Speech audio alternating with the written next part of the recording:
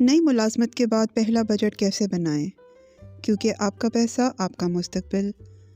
السلام علیکم، میرا نام ہے سائمہ اور آپ دیکھ رہے ہیں فائنانس فائدہ۔ کیسے ہیں آپ سب؟ امید ہے خیریت سے ہوں گے۔ نئی ملازمت کا آغاز مالی معاملات میں نئی امید اور امکانات لاتا ہے۔ یہ وقت ہے کہ آپ اپنے اخراجات کو کنٹرول میں لائیں اور مالی طور پر خود کو مضبوط بنائیں۔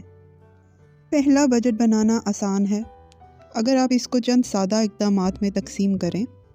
آئیے جانتے ہیں آپ پہلی تنخواہ کے ساتھ بجٹ کیسے بنا سکتے ہیں۔ پہلے آمدنی کا تعین کریں۔ سب سے پہلے اپنی آمدنی کا حساب لگائیں جو آپ کی تنخواہ ہوگی۔ اگر کوئی اور ذریعہ ہے جیسے کہ بونس یا پارٹ ٹائم آمدنی تو اسے بھی شامل کریں۔ دوسرا، ضروری اخراجات کو ترجیحات دیں، جیسے کرایہ، بل، میڈیسن، کھانا پینا۔ یہ اخراجات آپ کی ضرورت کے مطابق ہوتے ہیں اور سب سے پہلے اسے پورا کرنا ضروری ہوتا ہے۔ تیسرا، بجٹ کے ہدف بنائیں۔ ہر مہینے ایک مخصوص رقم بجٹ کے لیے منتخب کریں۔ آپ اپنے ہدف کو پورا کرنے کے لیے ایک بجٹ اکاؤنٹ کھلوا سکتے ہیں اور ایک اصول کے مطابق آپ اپنی آمدنی کا کم سے کم 10 سے 20% بجٹ کے لیے رکھیں۔ اور چوتھا، غیر ضروری اخراجات کا حساب کریں۔ اپنے خرچ کردہ غیر ضروری اخراجات کو بھی شامل کریں، جیسے باہر کھانا، شاپنگ کرنا یا دوستوں کے ساتھ آؤٹنگ۔ ان اخراجات کا حساب رکھنے سے آپ بہتر طور پر سمجھ سکتے ہیں کہ کہاں کمی کی جا سکتی ہے۔ اور پانچواں ہے قرض کی ادائیگی۔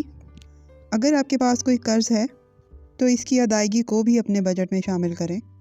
سب سے پہلے اپنی ادائیگیوں کو یقینی بنائیں تاکہ آپ مالی دباؤ سے بچ سکیں۔ اور چھٹا، ایمرجنسی فنڈ بنائیں۔ ہر ماہ کچھ رقم ایمرجنسی فنڈ میں بھی رکھیں، جسے میڈیکل یا فوری اخراجات کے لیے ہوتا ہے۔ یہ فنڈ آپ کو غیر متعلقہ صورتحال میں مدد دے گا۔ ساتواں، ہر مہینے بجٹ کا جائزہ لیں۔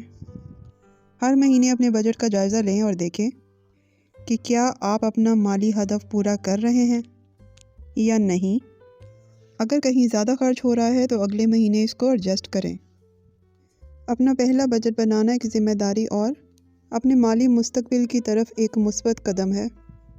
اس کے ذریعے آپ اپنے اخراجات کو کنٹرول میں رکھتے ہیں۔ یہ تھی کچھ اہم باتیں جس سے آپ اپنے پیسے کو بہتر مینیج کر سکتے ہیں۔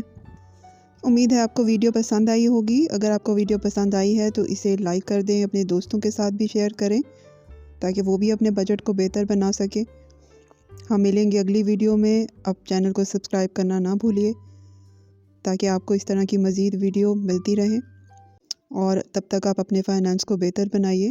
اللہ حافظ۔